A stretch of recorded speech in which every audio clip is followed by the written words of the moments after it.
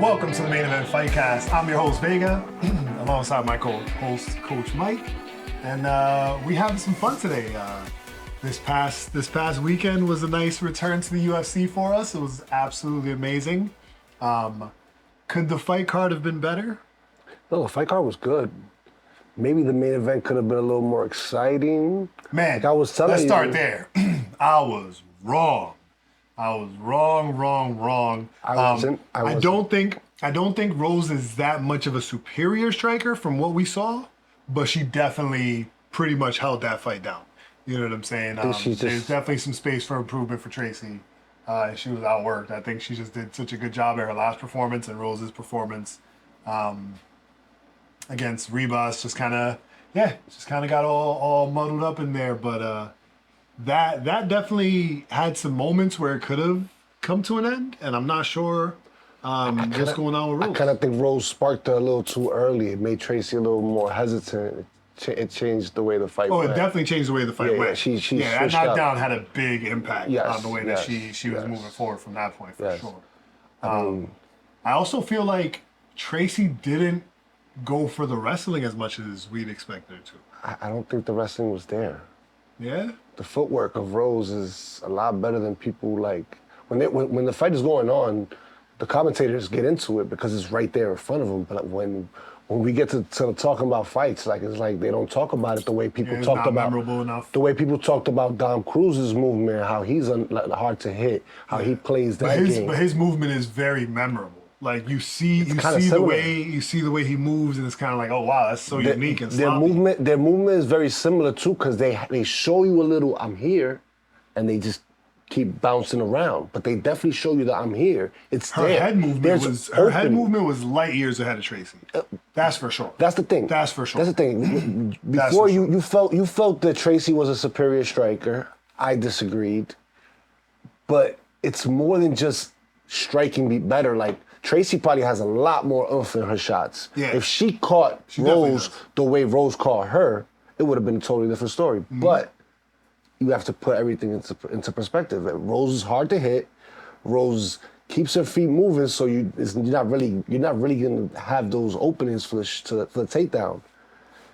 You don't see her throw much up the middle, but she does throw head kicks every now and then. And she caught Tracy with a head kick too. Mm-hmm, the thing is, Rose just showed she was superior everywhere. To be honest, I don't think superior is the right word. I think it's giving it way too much credit. Was she better for sure? She was, but it wasn't better in a way where it's like I would bet on nine times out of 10 Rose wins that fight. You know what I'm saying? Just like you said. That first punch that Tracy took and it knocked her down is what kind of changed the pace of the fight. We don't know what it would have looked like if Tracy comes in on a full camp, on, not short notice, all these extra details that come into play. And I think that for me, short notice fights, especially as the person who was already prepared or more prepared for a fight, I feel like you should be able to dominate that fight in a much stronger fashion. You know what I'm saying? I think that what Rose dominated with was her evasiveness. You know what I'm saying? Her ability to not get hit is where she dominated. Yeah. I love Rose. I love Rose as a fighter, but she's never been more aggressive, more in it. You know she's never been an exciting fighter. Her best fights have been with highly aggressive people. Right. Weili is highly aggressive. She does not like Luana, she doesn't like the waiting game. Mm-hmm. And it had her come in, got caught with a kick. Yep. Woke up, not champion anymore. But that's the best kind of matchups for Rose. Now, a chess match, Tracy's not winning a chess match against Rose. She's just better, patient. I understand that you're a Rose fan, so I respect it. But it wasn't that impressive of a fight. It wasn't that impressive of a fight. Tracy could bounce back and exactly. And that's what I mean. Like it's not. More, but it wasn't the type of Rose didn't win in the type of way where. There's no potential for a rematch in the next year or two. No, the only flaw I saw was the fifth round. Rose tends to fade in these late rounds. She was a lot more hittable and wasn't being aggressive. She landed, I believe, 10 strikes in the fourth and less than that in the fifth. Exactly. So in a 5-round fight, this is Tracy's first 5-round fight. She was training for a 3-rounder, right? So again, the elements that come alongside it play into it in a way where it's like, yo, you got to give Rose her credit. She won the fight. She did what she was supposed to do. But did she dominate? Did it look as impressive as it was supposed to? You can also say that Tracy didn't look gas. She could have went for it more. She didn't visibly look gas. I don't think Tracy looked gas, but I also think Tracy's, contrary to what you said, I think Tracy is the type of fighter who needs to study their opponent before she goes into the fight.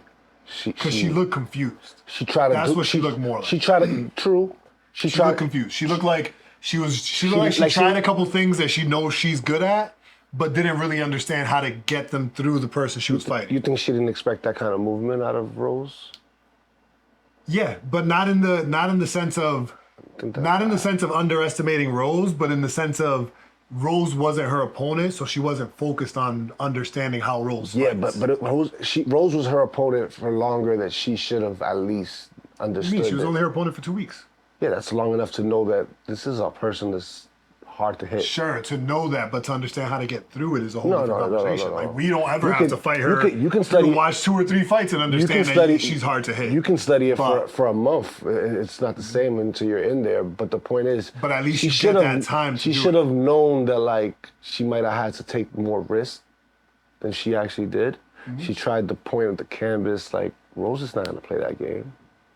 That's not who she is. That's that confidence. Which brings up. There's been some talks about a BMF fight with her. You think she's? Hell no. You don't see her as a BMF fighter. I love, as much as I love her, I don't really see her as a BMF fighter. Is she a gangster for like moving up in class and stuff like that? You already said the number one person from either woman's weight class, because she fought in both. That would be the first person to come to mind for BMF, Jessica Andrade. Well, I didn't say that on camera, but I definitely did say that. That's someone who just like gives me that. That's the A side. She gives me that loyal that she's a BMF. Like she's literally. You know who my wild B side is? At one point, she was stepping up every other event. It seemed like she was. Felt like she went on a little short. And I'm talking about after losing, I'm trying to get back in there and all of that. Like. She's a gangster. My B-side to that, if that was even a realistic conversation that would be happening, would be Amanda Ribas. Amanda Ribas is a brawler, bro. At this point in her career, I don't realistically see her ever becoming champion. So she falls into, like Chael always says, we make up the rules as we go for the BMF belt. But as far as the rules that have been established so far, right, somebody whose title opportunities aren't really there anymore, right? Somebody who we know is like, yo, no matter who you put them against, they're going to fight. You know what I'm saying? And they're going to get in there. No matter what type of damage they take, they're going to be there until the fight is over.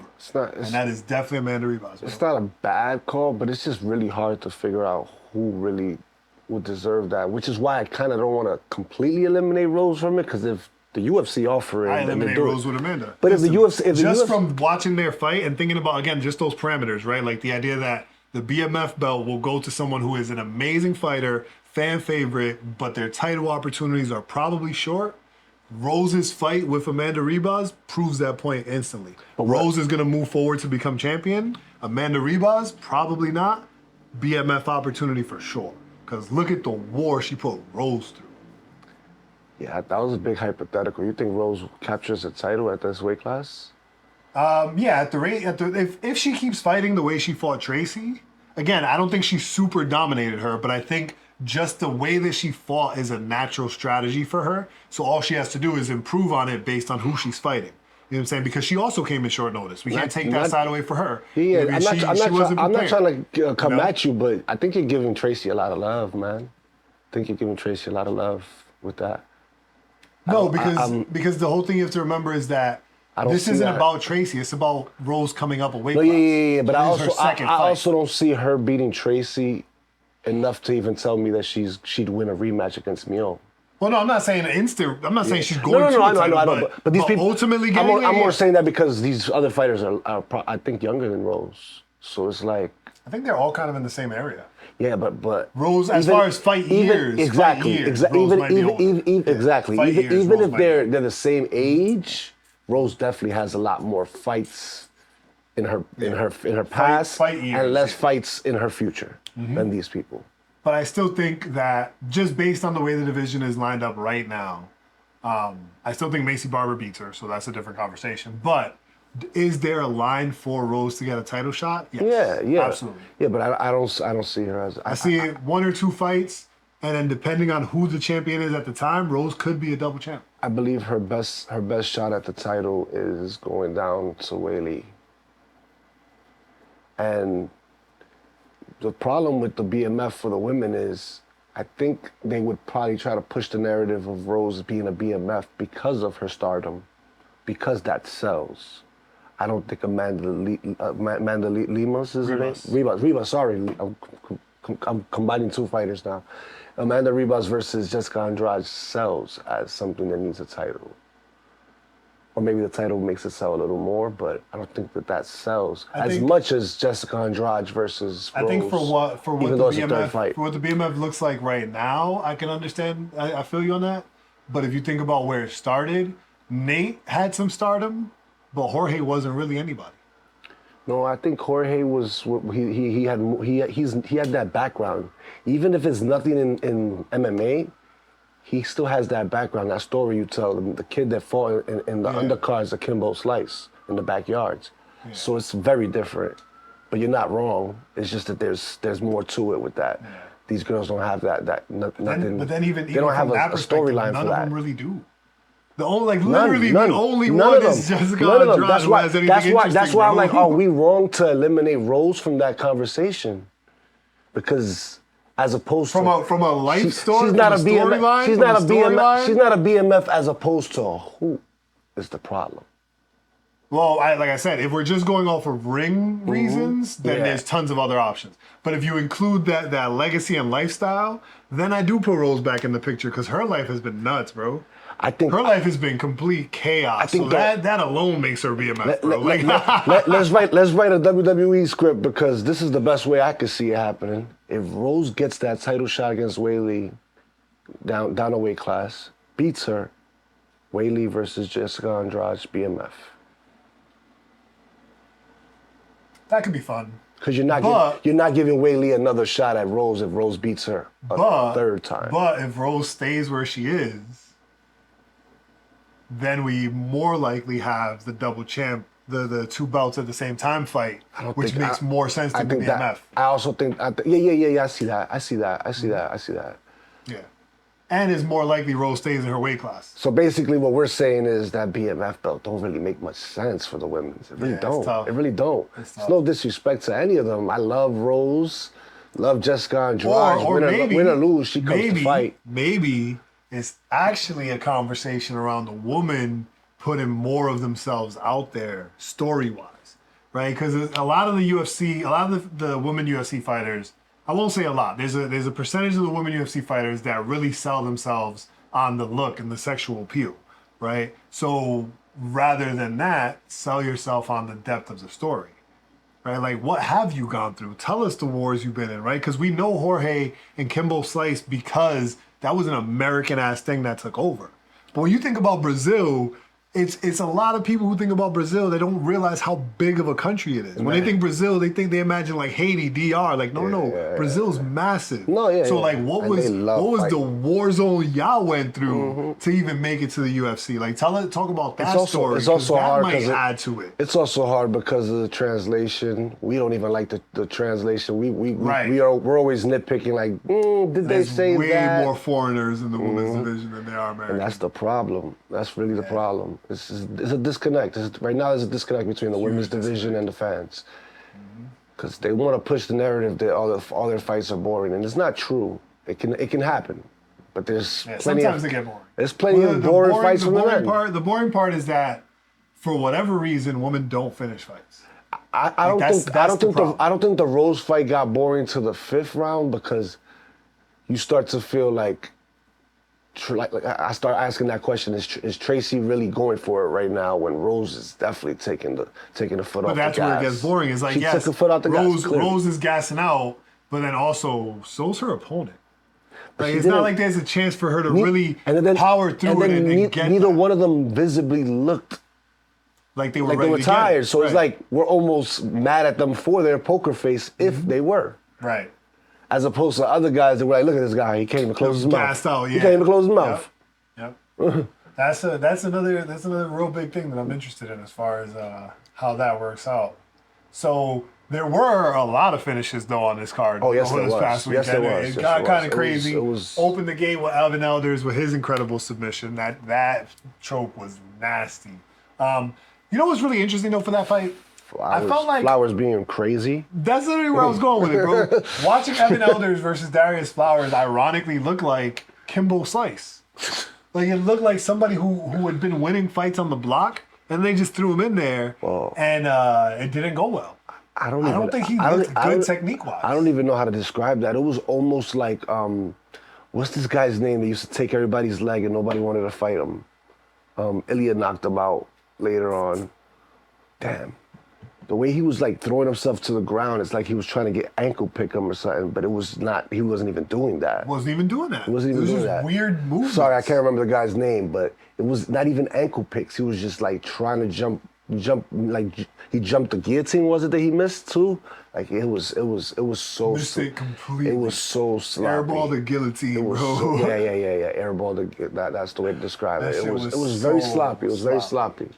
Andre Podolski, for me personally, I feel like he redeemed himself because he went for a lot of takedowns. I'm not gonna lie to you, but the first shot looked like, I don't know if it might just be it might have just been my conscience because his last shot for a takedown ended with him getting knocked out by the hip, but it looked like he was tentative, like he looked a little nervous. He remembered what happened last time. I don't blame him. No. We were all. I'm sure everybody was paying attention to that first shot. What's gonna happen? Can you do it? Can you do it? Luana Santos did not disappoint and never does. That's a star in the making. She's a star in the making. She did a little dance. Was she mocking Lola Vice? Lola Vice? Yes, she did her dance at the end. I don't know who Lola Vice is. Lola Vice is Lorena that used to be in Bellator. Lorena, I can't remember her last name, but she's in NXT for WWE, and was a rising star. She had a promo and she bombed. Yeah? Yeah, she bombed her promo. Like she was fighting for the title and she had a promo that she had to get emotional and all of that. It was so bad. It was so bad. Like if she was supposed to win, they 100% called the audible and she lost. That's wild. But it's such a wild. But it seemed like Santos did her dance at the end. I don't know, man. Maybe she's just a fan. I can't imagine why she would mock a wrestler. No, because you understand that, and with their business now, that they're gonna do a lot of crossover things. Whether it's just like hanging out and all that stuff, they'll do stuff like that. So I might be reaching, but she definitely did her dance. What do we think is going to happen next for Luana Santos? I really don't know where to place her. It's hard to place those. It's hard to place them when you don't. I'm not familiar with her opponent. Yeah. She walked through her, but how impressive. I'm also not super engaged in the division itself. I mean, we all felt that Santos was gonna dominate her. Yeah, that was for sure. She had the reputation. She did exactly that. She had the reputation of somebody who can't wrestle, so. The submission was going to be there eventually. Now, performance of the night. Don't blink, guys. Wow.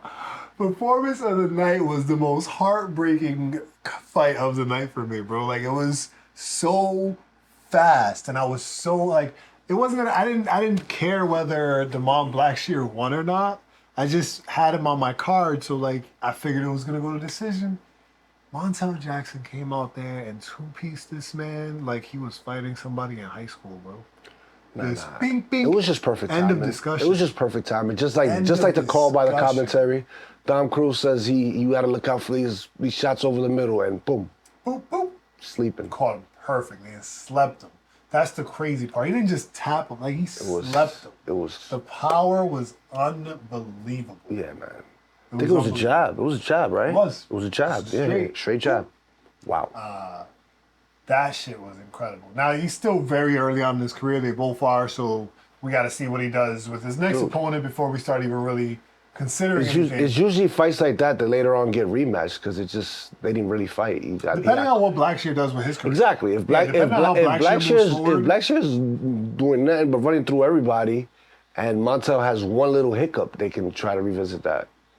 And then we had the second fight that broke my heart.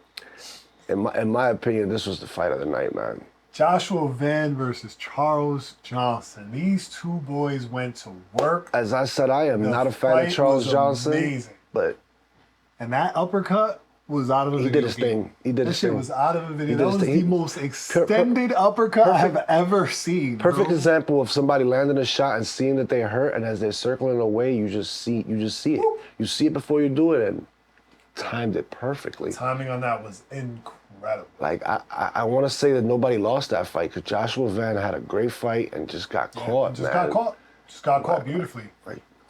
We got a new quitter in the building. Oh, man.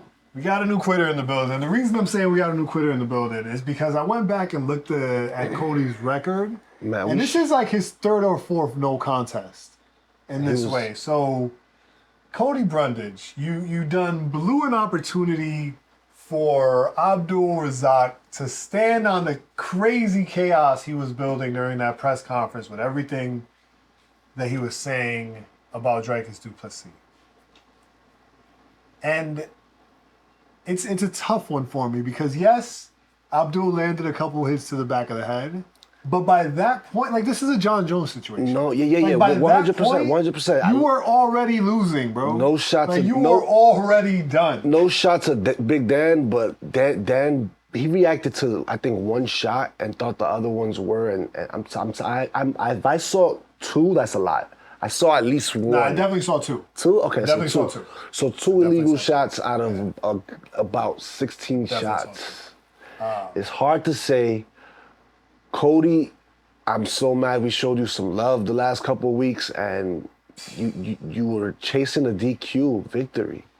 He was visibly upset that he did not get a DQ. He was mad. That's the craziest part. He was mad at a no contest. On his face that he was mad. If he could rewind time, he would have got his ass up and fought. If he knew that it was going to be a no contest. And but guess what? For a DQ. Guess what? That grants you a bozo of the night. And, like, nobody's going to ever trust you again. I don't know where you're going now. I don't know who, if it's not a rematch, I don't know who he fights next. I would love for it to be a rematch because I think he's going to get sparked. I think Abdul deserves a rematch or just to be moved up to fight somebody bigger after that because, again, if it was something where it was a ton of sloppy elbows that were going to the back of the head, but it was literally, I counted two. I don't think that does Abdul justice moving him up. Might be a tougher opponent that he's gonna lose. That's cool. Let him give it a shot. Abdul's he has some skills that are good, but he is so wild. He is very wild. That's how he got caught by Joe Pyfer. It doesn't make any sense. That's how he got caught by Joe Pyfer. It doesn't make any sense. He's loading up on shots and and just going to town. He starts here, and he's over there, man. He's over there at the end of the shot. He's such an exciting fighter. He is. Such an exciting fighter. He is. You know a finish is brewing when he's out there. Yeah. He also made me a fan with all of his press conferences. Well, I'm a big person on not trashing people for like life decisions. You know what I'm saying? So in the idea, I hadn't looked at it from that perspective before when Dricus was coming at Izzy. The idea of like, yo, actually, well, what you're saying, Drake, is you're being mad disrespectful because you're essentially saying that everybody who's ever been an immigrant is not proud of where they're from or doesn't represent where they're from. And, not understanding the environment they lived at home. You don't know why this person had to leave. Now, this is not in defense of Izzy because I didn't actually look into his backstory, so I don't know what he comes from. We don't know why. But just the overall statement, you know what I'm saying?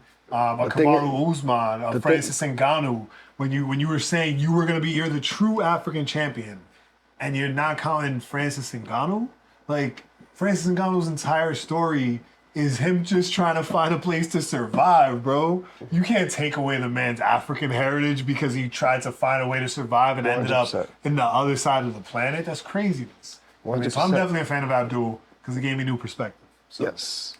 So I'm looking forward to his next fight. I don't give a fuck who is against. 100%. I don't know if I'm gonna bet on you. I actually want him to improve because, man, if he can just be more patient, maybe he just figured he could run through Cody pretty fast, which he didn't seem to be wrong. Yeah, I get it, but he would have if he would have been more patient with those shots. Yeah. If he there was times that he didn't have to hit him with 80% or 70%. He could have hit him with 40% accurately. Cody would have been out of there. I think Cody's a little more durable than that, but you're not wrong. No, he had him hurt. It's because he had him hurt. Yeah, I only say that because he had him hurt already. Yeah. I understand you being... And he overcounted on the elbows. Like, bro, switch weapons, go something else, you know what I'm saying? But either way, like I said, I think the problem is that Dan warned him about the elbows and he threw another one that was questionable or whatever. So that's just... and before we get out of the prelims, we're going to talk real quick. I think we did get out of the prelims by going to Abdul, I'm not sure. Either way, Jasmine Jasudavicius stood her ground as expected. I want to give a big shout out to Jasmine Jasudavicius because I think that people really started to doubt her as this fight started to come together because her odds flipped crazy and she ended up being the underdog. It was a good fight. I'm interested in seeing Klein's next fight because she had a slow start, but she started to come back. Jasmine still flipped it on her. Her stand-up is very impressive. She has some things to work on, but her stand-up is very impressive. Welcome to the UFC. Yeah, exactly. She was exciting too. Exactly. She might have a hot cup of tea. One of the few fights that went to decision that was still really exciting. Should be around. We'll see her again. Yeah, so that was really fun. Then, of course, we had Julian Erosa teaching the young bulls to relax. Julian Erosa pulled an Anthony Smith on Christian Rodriguez. Like, he just was, young bull, breathe, relax. This is how you win a fight. You know what it is? I think Christian started off patient, but I think he got touched and it was like either I get him out of here or he's getting me with this. Get me, and he ended up getting him anyway. It wasn't the best decision in my opinion, but that was just his fight or flight reaction. Gabriel Bonfim proved himself by winning a unanimous decision, going all the way to the end at altitude. Questioning that fraud check because he was throwing bombs for all 3 rounds. And Ange Lusa. My God, that guy got a chin. Ange Lusa. Just don't eye poke him, he'll cry. Redeemed himself. I think he's just scared of Brian Battle, so that's what I'm going to stand on because I'm a big Brian Battle fan, so I think he's just scared of Brian Battle. I think Brian Battle was just killing him with volume. He wasn't hitting him hard. He was just... It's just that momentum. As opposed to Gabriel. Gabriel was catching him with big shots, but they were single shots. But he was eating them too. So Ange Lusa is no longer a crowd. He was getting touched a couple times, and you see him reacting to it. But he stayed safe and he stayed solid, fought all the way through.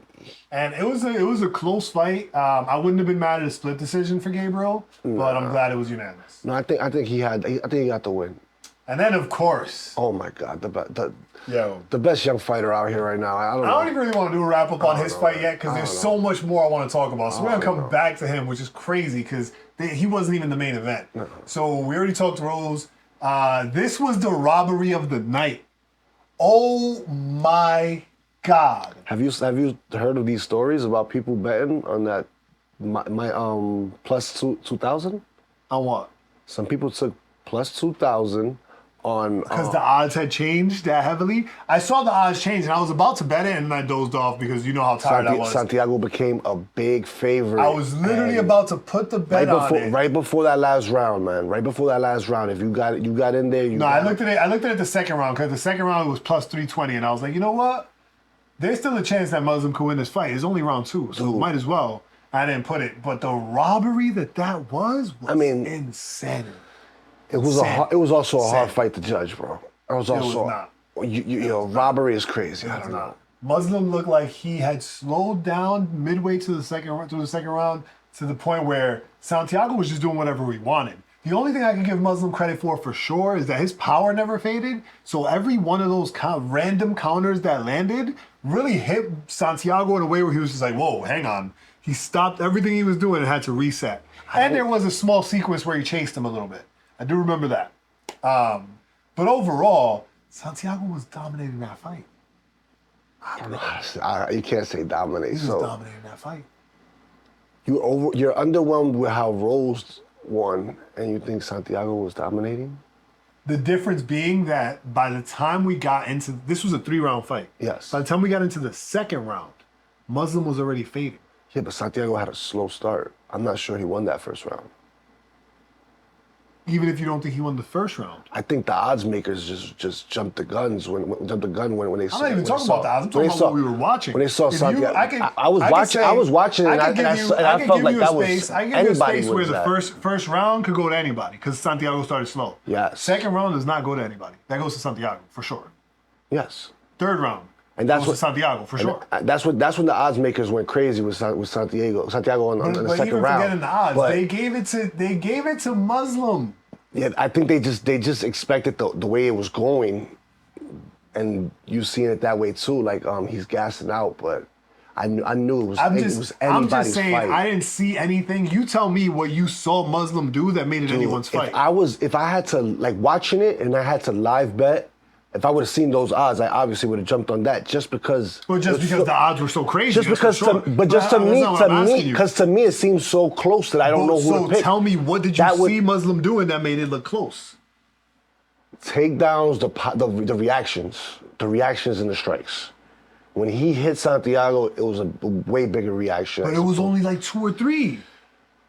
It wasn't that many crazy moments. Like I said, he definitely wasn't putting things together. But I don't think the Santiago the volume was super over. Maybe I gotta rewatch it. I don't think Santiago was doing much either, bro. So much more happening. That's why everybody was like, wait, who won? Yeah, it was one of those fights that they're looking at who's coming forward and at this point. And again, the only thing that I can even give the idea around is the first round. If you feel like Santiago started slow, the strikes was about even. So cool. You can say Muslim got that, but 2 and 3. After the fight was over, tell me what you saw. After the fight was over, I would have probably said Santiago, but like I said, it was just so close. It's hard to judge that one. But an easy one to judge because Gene Silver always makes it easy. John Silver versus Drew Dober. Drew Dober's a gangster. And I was just gonna say, let's just be clear. Drew Dober did not lose the fight. John Silver won the fight. They both came in and did everything they were supposed to do to the best of their ability, and Drew Dober's skin gave up. Okay? His skin gave up. He actually blamed it. He said something about his eyebrows opening up easily. I was like, skin gave up. Okay, bro, you got hit with it was the knee. Bro, by the way, it was the flying knee. Right? It was the flying knee that cut him, bro. Because the way that cut opened up, it looked like somebody hit him with a razor. That's another thing about John Silver. Can you watch his fights just once? What do you mean? You'll miss something. Yeah, you gotta rewatch it. You got to. It's craziness. This guy is he's just crazy. And the whole Fight Nerds camp, that's what I wanted to get into next, right? Giving Gene Silva his flowers. The only thing that I find hilarious in him is he cries every time in the ring. And this fight was even funnier because he cried before the fight. That was even more wild. He was crying on Bruce Buffer's shoulder. He was crying before the fight started on Bruce Buffer's shoulder, bro. You know how confused Bruce must have been, bro? I'd have been. Could you imagine you doing the announcement? This man's just crying on your shoulder. You're like, brother, what is going on? Hey, shout out Bruce Buffer for keeping composure, bro. That's crazy. That's a pro. I think about it. He's a pro. Now that I think about it, but even as a pro, you can't prepare yourself for that. What's more impressive, that or his elevator fight with Randy Couture? I'm borderline leaning to this one. It might be recency bias, but this is next level, bro. You do this job weekend after weekend after weekend, announcing people about to whoop each other's ass, bro. And every time the closest thing they do is come up to you and give you a fist pound, or they scream with you. Well, last time he did. He did lean his head on Bruce Buffer last time, but he didn't cry. He didn't cry fully. He wasn't crying at that time, but this time, at least the first time he leaned on his chest, so you could at least be like he's doing he's digging deep. My son went like this. He was on his chest, like right here, while think about it. You're on the microphone. You're on the microphone making this announcement, and he's on your chest. That was just. This shit is hilarious. That was. I don't know if he's doing it to troll or if it's part of the. Because the Fight Nerds have their whole Fight Nerds gimmick, which I really love because part of their fight camp thing is the anti-bullying message. I mean, I'm not familiar with it other than the glasses. When you see the glasses, you know what's up. Yeah, so they have a whole message around anti-bullying and all this stuff. So that's what the glasses represent and all that. That's why they give them to everybody. So they're a really, really cool concept as far as taking this thing that everyone claims is violence and savagery and showing that's what this is important for the world. You know what I mean? You should be able to defend yourself in any room. That's what a martial artist is supposed to be. You teach for self-defense, not for being vicious out there. Exactly.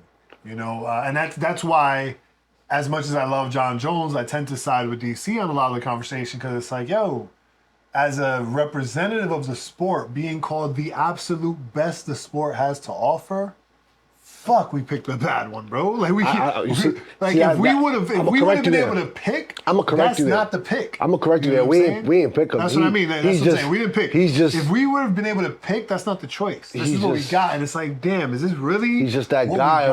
Unfortunately for his character. Unfortunately for that. Unfortunately for his character, because I love John Jones, the fighter, even the showman. He's a funny guy. This and that, but the man has demons, bro. Right. Even in the same way that LeBron, I'm a Jordan fan, but I could respect the idea that LeBron beats Jordan as the GOAT with legacy because LeBron has a better outside off the court legacy than Jordan.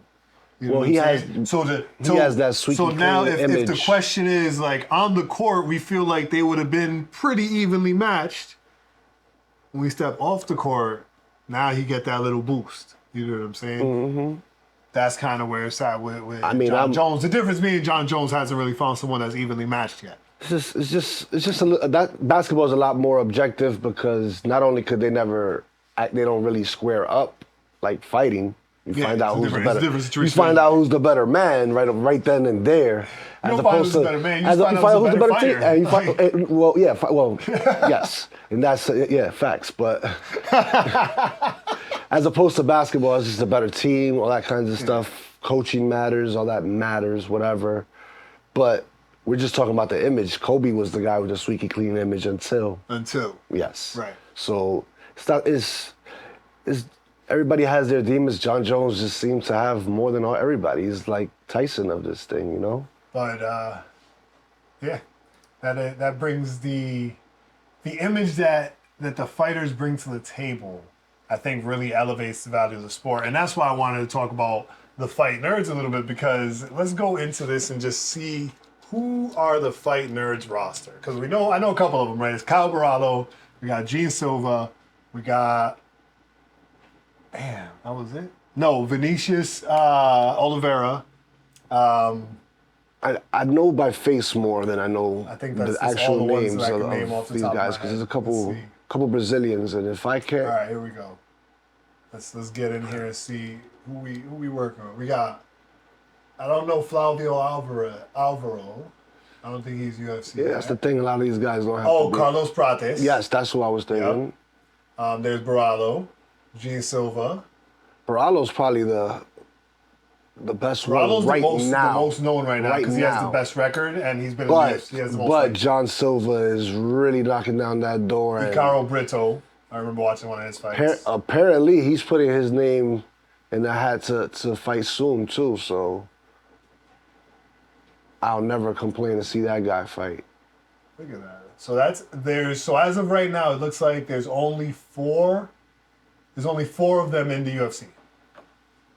But like I said, it's such a great, heartwarming fight camp and team. So it's really exciting. Coming up, there's been a lot of leakages. Is that the right term? Leakages? I don't think it is. And you might want to say pause. Leakages of new UFC content, including what we're really most excited about, which is the potential of seeing Ilia Topuria defend his belt against Max Holloway on the same card that Sean O'Malley defends his belt against Merab Dvalishvili at the Sphere. Is that what is first? Is this an exciting card? Like, is this an exciting main with co-main? First. And second, I have my doubts. Is this believable? Well, it is believable that we're getting that. It's also more believable for me, but when you hear the boss throwing out things that could be cryptic messages like, we can go on without you. Because Ilia likes to play hardball. He has to remember, you just got here. You don't have a title defense. You don't have a say in the matter. And if you don't want to fight, it's going to be a big opportunity you lose. And And I think the cryptic message was basically that Max could fight for the BMF with somebody. And it won't be hard to put together. They're already throwing around the name Charles Oliveira. So if you think that doesn't sell more than Ilya, Charles versus Max Holloway would go I'd argue with you all day that Charles part 2 of Max versus Charles sells more than Max versus Ilya. Now, I would challenge you on the idea that it sells more. And my only reason for that is this. Ready? Hear me out. You know I always got to take it to the business world for a second, right? On a business level, Spain just finished dominating at whatever the soccer thing is called. My fault, I just forgot the name. Now, if you're talking about fighting in Spain, right? Then I'm with you. Even fighting at the Sphere, right? The amount of pay-per-view buys you'll get in support because of what Spain just did in football, them celebrate. Ilya was at the games being celebrated. You know what I'm saying? They brought him on the field. The possibilities are absolutely there. So he has a lot of value. Maybe that's part of what's making him think he got all this room to negotiate and shit. He thinks he got because he got Spain behind him. Like, but the truth is, he has to show it first. He has. The numbers that he did with to get the belt with Volkanovski were crazy. Yeah, they did crazy numbers. I think the only one that did bigger numbers than I think he actually got a record and came in under Max and Volk as a gi. So who's the common denominator there? Yeah, Volk has a big fan. It could be that Volk is the common denominator, but this is his chance to prove it. But Volk also has. That's what I mean. He has to prove it. He has to prove it. So, although Max is probably the most famous MMA fighter right now, for sure, especially on this card. On this card, for sure. Well, no, I'm just talking about the whole roster. Yo, you know, isn't it crazy that they gave Sean O'Malley Fighter of the Year at the ESPYs, bro? Well, if you started it, I really wanted to speak. I really wanted to speak on this. As a kid that grew up watching ESPN, I find a disconnect with them on almost every sport. And now that they're on with UFC, that like all these years, I kind of hate it. I understand. Listen, when you see Stephen A. Smith talk about MMA, it's cringeworthy, bro. These guys. Stephen A. Smith is a bad. They have to circle the same guys. If it's not DC or Chael speaking on it, they're not even on the TV yet. They're just on the digital broadcast, the YouTube, the Plus. Who over there is reliable? Right. Let's look at actually a fan. But let's look at who's about reliable. Who's actually a fan? Who were the candidates? Who were the candidates for Fighter of the Year? Yeah. First of all, they didn't separate a men's and women's, which is already crazy. Ridiculous. Already crazy. And I understand it's hard to get a women's winner because they haven't been that active. Not in a year like this. This particular year there hasn't been. That's not the conversation this year. A standout woman this year. Kayla Harrison. Well, that's not even who they had up there. They had Whaley. Whaley fought this year? One time, where she recaptured the belt over somebody we never thought was a real champion. Right. This is what I mean. The disconnect. Right. We all look at that because if any real MMA fan is gonna look at Whaley as a champion and be like, Rose did that twice. Yeah. Which is why I question why is she even up there? Why isn't she just beating Whaley a third time? You know what I mean? Like maybe that's what it was. Maybe that's really what it is. She just wanted another challenge. I get that. But why not do that while holding that belt? It's so wild that like ESPN is supposed to be the most reliable source for any sports, right? And you had somebody who watches ESPN just said it's not reliable, right? I don't really watch ESPN a lot because I'm not a big sport person. I don't watch ESPN. I don't watch ESPN anymore because there was a disconnect. Because of that feeling. I don't watch basketball that much anymore, so all these things. But like for the most part, when I tune in, it's like it's not it. Yeah. It's not it. And like you go on the internet, you see the same thing. You see the same reaction because same reaction. No, and this is no shade to Sean O'Malley. I think Sean O'Malley's a great fighter. I actually really like watching him fight. No. I do think Sean O'Malley should have been nominated. Who wins it is just so obvious. Nomination even? It's obvious that it's Alex. So it's just hard. Yeah, it's obvious that it's Alex. When you have an obvious winner, even playing the racism card of America, right, and saying we cannot give it to an immigrant like that, right? Max Holloway is still there. Max Holloway is still there. I do think Max Holloway's win is more impressive than Sean O'Malley beating And we're just Cheeto. talking about this year. We're not talking about... I do believe that, but I do think in this year he also beat Aljo, so that makes it a little more impressive. Beating Aljo and Cheeto is a little more impressive than beating Gagey once. Did he beat Aljo this year? Yeah, I think no. Aljo was last year. Has it been that long? I don't think so. Wasn't Aljo December? No, I don't think so. No, Sean O'Malley beat Aljo.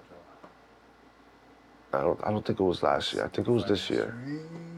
Yeah, last year, bro. Oh, it was. Oh shit, it wasn't even December. It was August. Yeah. Well, bro, come on. Okay, so come on. See what I mean? Like, it's just a huge disconnect. Like they give it. How are you fighter of the year with one win, and you didn't even win a fight against a former champion. You didn't have a spectacular knockout.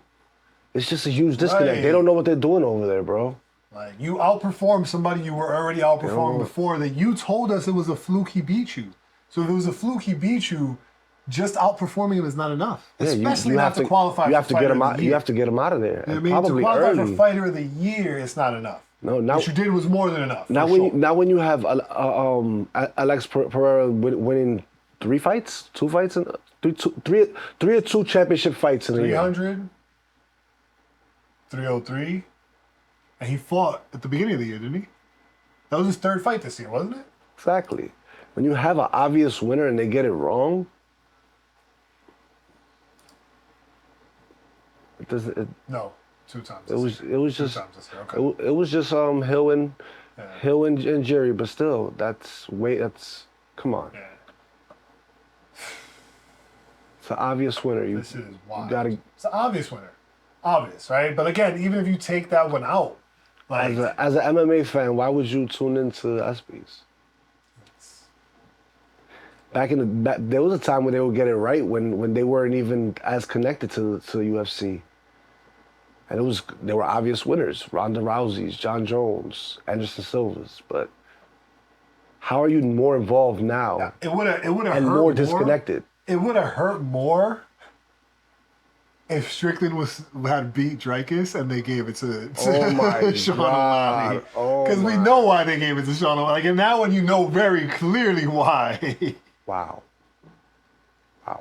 But nonetheless, I don't want to... Controversial. I don't want to shit in his cereal, you know what I'm saying? So congratulations to Sean O'Malley. Also, if Alex Pereira was not in the picture, well-deserved. Like we just said, there's not a lot of other fighters that would put over it. I still would have went Islam. Yeah, Islam is still a better option. Max Holloway's a better option. I think Islam, Ilya had more impressive years than Sean O'Malley. No disrespect to Sean O'Malley, but beating Cheeto Vera for 5 rounds wasn't it? It wasn't enough. It was great. It was a great performance. Now, if he fights Merab, right? Maybe they qualify their year differently. I just thought about it. Maybe it's a fiscal year, so maybe it's from August to August. Because then that would make sense. Because then Alex Pereira smokes you even further. Never mind. That just means that Alex Pereira has 5 fights. Alex Pereira smokes you even more if that happens. Never mind. 4 fights. Sorry. And then a couple other people step into conversation if that's the thing. So Islam. I don't understand how it works also. Like. If it's August to August, Royval steps in. I mean, not Royval, Pantoja. He just finally became the pound-for-pound best fighter, and it was the perfect time. Right. I don't even think O'Malley's on the pound-for-pound list yet. You know, he's on. He's number 6. He's number 6. He's number 6. Okay. Yeah, that's a tough one. That was a tough pill to swallow.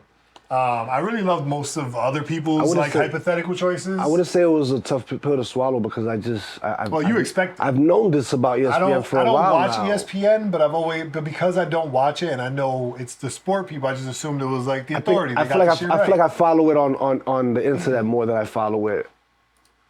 Well, I definitely don't click on that channel unless there's an event. For me on the internet is what I watch. Maybe like if the Knicks are playing on it, and that's like that was the playoffs, and it was mostly TNT and stuff. Like TNT, their TNT crew was so much better than ESPN anytime, but they also weren't serious. What you mean they weren't serious? Shaq, Chuck, Sounds pretty serious to me, man. Sounds like DC and no, like it sounds like you just started building the similar lineup that we have here, bro. No. They had fun with it, bro. I'm talking about Shaq falling on the Christmas tree. Kenny Smith always raced to the chalkboard. I gotta put you on to more of the UFC stuff that they be doing, bro. Because the No. They do the card games and all that stuff. This is not fun. Yeah, they get it right. Them. Oh, you're saying they get it right. Okay, gotcha. But they don't have a rotation. Yeah. It's just they need to have that as part of the weekly ESPN shows. That's what you're saying, right? Like have more content, but also have it be authentic. I feel like they don't want to put too much UFC on ESPN because they don't really have the UFC fans, but it's because what you give us is ass. Right. It's the catch-22. Like how do you get the fans? How do you create the content for the fans that you don't have, but are trying to get? Yeah, like, they have good moments, but it's few and far between. So I'm not gonna see it when it's on TV. I'm gonna see it when it goes viral on the internet. Right. When it makes it out. Yeah. Well, I'm sorry you feel that way about ESPN. That sucks. Wish there was better sport options. But in the meantime, we're gonna talk about the upcoming card, which, in all honesty, I'm not super excited about any of the fights on this. So if it feels like I list off a bunch of them, it's because I'm looking at the fights and thinking like this could be exciting, but there isn't anything that I'm really looking forward to. I'm always excited to see Muhammad Usman fight, just because it's an Usman brother, and I also think it's really interesting that like he's so much bigger than Kamaru, and played football, but when he steps into the ring, it's like he's not athletic at all. So for me, it's like a comical watch. Like I watch it like in a funny way. He's a gentle giant, and it's not a secret. He's a gentle giant. He can fight a little. He's definitely very athletic in other ways. Just not as a fighter. It doesn't translate. No, it doesn't. Luana Carolina. I think by the time people see this, what I'm going to say now won't really matter, but if you're into the betting part of this, I think they messed up the odds when they were doing this. I think somebody just like ticked the boxes wrong. No, I just think that is two fighters you really don't want to trust too much. Well, no, her odds are moving up. When they opened originally, she was a plus 200. Yeah, you know why? Because the fighter she's fighting last time was winning a stand-up battle and shot for a takedown. Very oddly. I just don't think there's any situation where Lucy wins. At this point in their career, it's probably low fight IQ. I'm going Luana all the way. That's the move. That's the move. Luana all the way. Get it while you can. That's the move. We might even get lucky enough to see a knockout. But what if Lucy sharpened up those skills of what I'm calling fight IQ? Luana's a better wrestler and better striker. Exactly. Luana's the better wrestler and better striker. That doesn't always translate. No matter how much you sharpen that up. That doesn't. No, Lucy's a little bit of a dog. She's just not very smart with it. Little Michael Chandler with it. That's even worse of a case. So definitely Luana Carolina. I would. That's the only way I would bet. I wouldn't bet on somebody doesn't intelligently fight. I will always bet on Trey Ogden. Always. This might be the first time he gets taken, but this might be the first time he gets taken down. I'm betting on Trey Ogden. This is a guy that's not going to stop going for the takedowns. Betting on Trey Ogden every time. I'm not mad at it. Miranda Maverick. Man. No, I actually like Cody's chances of knocking out Brian. So that's the only thing to speak on. Knockout would be exciting. Mm-hmm. Bill Algeo versus Do-Hoo Choi. I think Do-Hoo Choi is one of the fighters who suffers from having to serve in the military in his country. So he has not fought in like 2 years. Mm-hmm, but everybody knows how I feel. Ring rust and layoffs. Going with Algeo. Well, yeah, that's a guy that I don't like that. I don't like that. I love it. Going with Algeo. I disagree. Kurt Halabau, and I can't even say this guy's name. Kanan Kruczewski? Kanan Kruczewski? Mm-hmm. Yeah, this week's going to be a tough one. Steve Garcia's fighting. That should be really exciting. Mm-hmm. Wait, no, I think I mixed them up. I think Song Woo Choi hasn't fought. Hang on a second. No, I think you were right. I think you were right because I hadn't seen him. I don't know. I'm not familiar with this kid. I hadn't seen the other one in a while. Okay. In a while, and that's why I was like, you say that, but he's the better fighter. He was the better fighter, but still. Asian now, fighters. Brad Tavares versus Jung Young Park. I'm going Brad Tavares because Brad Tavares is one of my favorites. Just always has been. So completely biased decision on this. I don't even care to study who he's fighting. He's just one of my favorites. He just ruined it for me because I was going to say that's going to be the situation. For no reason at all, I want to go Brad Tavares because I think everybody's just, well, really, it is a reason. People are counting him out, saying he's on decline, which is true. But I think he still has something in him, and this is a make or break fight for him. Back against the wall, I'll go Brad Tavares. I'm going Brad Tavares for sure. Yeah. And like I said, this is a fight I'm excited for. But again, I'm excited because I'm a Brad Tavares fan. Love watching him fight. Mm-hmm. Can't wait to see how it goes down. And then our main event is Amanda Lemos and Virna Jandiroba. Now, telling you right now, Amanda Lemos is the more powerful striker, but it is not going to matter.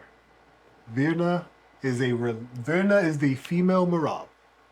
I don't see it. So, let that rock. I think Amanda wins. But that's what the night looks like. How? I don't know.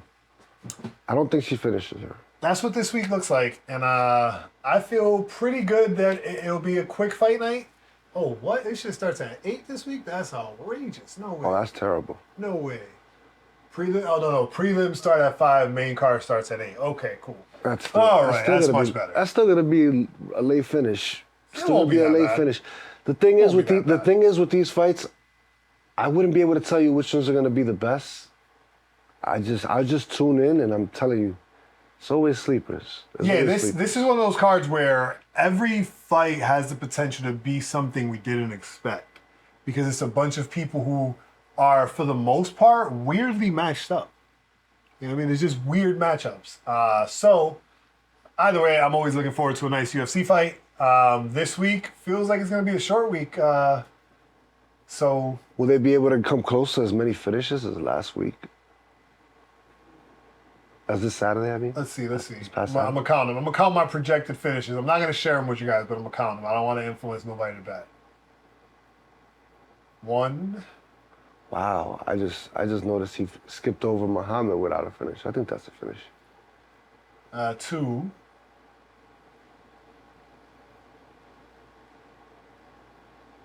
3.